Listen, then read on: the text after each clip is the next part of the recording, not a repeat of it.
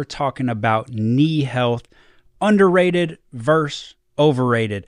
Now, before we get into it, when I say overrated, I don't mean pointless. It might still be good. It's just based on where we're at in the year 2024. Things might be still slightly beneficial, but overrated because of how social media treats it. And that's actually an issue, because if you think that something is the greatest thing of all time, but really it doesn't make a huge difference, a lot of times you start relying on that and you get rid of the good meat and potatoes. I see this all the time. And so now you're wondering why this new fancy trick is not fixing your knee pain. Well, it's because it got overhyped and you believed the hype.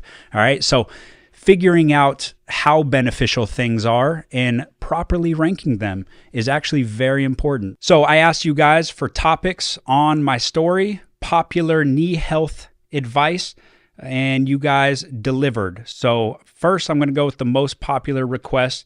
First one is tibialis raises, the classic tib raise.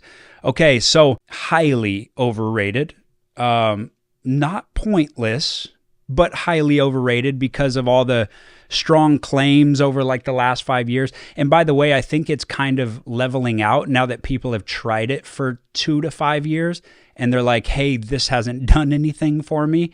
So I think that it is leveling out, and that now there's a lot of smart coaches that are breaking down why it's not the best exercise of all time, like some people say. I've been saying this from the start. I've always said it could be beneficial. And shoot, my YouTube videos on ankle health 15 years ago included some like band tib raises, because it's a muscle that does matter. Now it is built into training already. So anytime you're decelerating, even just lunging forward, when you're doing a single leg hop, anything that involves stabilization of the foot, it's an inverter of the foot. So a lot of times it is already being overloaded just through natural movement. But it became really popular to like lean up against a wall and do tib raises. And at first I was like, yeah, okay, sure. It's a muscle to train, and then it's like, do we have time, right? Most people might not have time if they're doing all the good meat and potato stuff, but there's some people who are just chilling at home watching TV and they're like, I'm bored, I want to do something. And so they do some tib raises. That's where I was like, okay, this is cool. And then it just came up on my Explore page, and probably yours too. Every video was like, tib raise is the most important exercise ever. It improves vertical jump. No. It heals knee pain because of blood flow. No. And it's the most important thing that you could do for deceleration, like in your jumping. No. So studies show that it's handling like 1 times your body weight in jumping, whereas the soleus will be like 5, 6, 7 times your body weight. So if you're going to obsess over a lower leg muscle, gastroc and soleus, calf muscles. And then I would rank any other plantar flexor higher. So peroneals are a plantar flexor. So that's the outside shin muscle.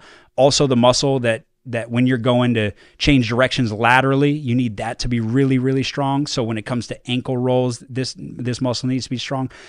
If I was a betting man 10 years ago and you said, there's a lower leg muscle that is going to go viral on social media, I would have put money on soleus and then gastroc and then peroneals.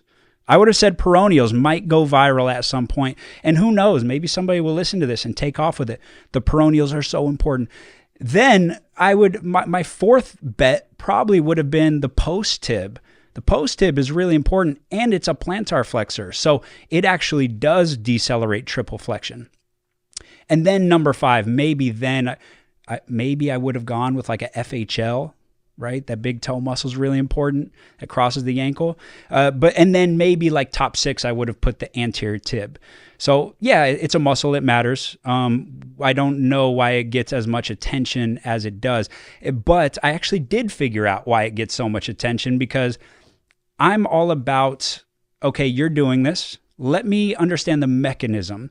And so I started seeing these posts and started reading the captions, and the mechanisms were, 1, It's right below the knee, therefore it leads to better blood flow in the knee. So maybe people with patella tendon problems who need more blood flow, you pump that tib and it's going to rush blood flow into the area. Not true. The tib does not cross the knee joint, so it's probably not going to help with blood flow. Also, if you look at like Jake Tura's stuff, he talks about a tendon that is hurt is already getting a lot of blood flow.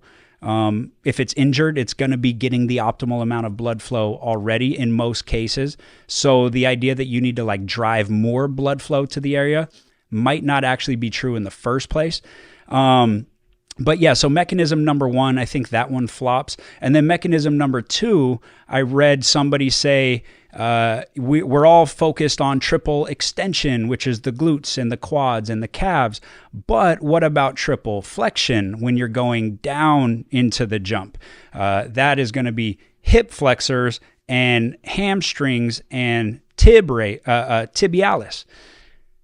And that's where the red flag came up for me, because, and I got this question wrong on one of my college exams, so I understand how this mix-up happens. But when they say these muscles are decelerating triple flexion, that's not true. The triple extensor muscles are the ones that actually decelerate flexion.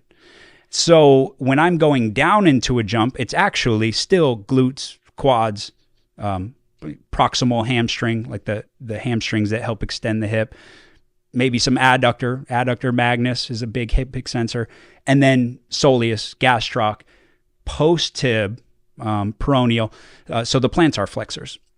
That's what actually decelerates you. And then that's also what accelerates you. So, thinking that the hip flexors are the ones that are decelerating you because they're involved in hip flexion, and the tib, the anterior tibialis decelerating you because it's involved in dorsiflexion, that's actually backwards. And I specifically remember getting this question wrong on a college exam when I first started studying this stuff. The question was, if the biceps concentrically flex the elbow, then what decelerates elbow extension when you're lowering the weight? And I was like, oh, I got this. You're going into extension, so it must be the triceps. No, the biceps are still what is decelerating that flexion. So I could see where that mix-up comes from, but that's why when it comes to deceleration, it's still the triple extensors that you want to go after.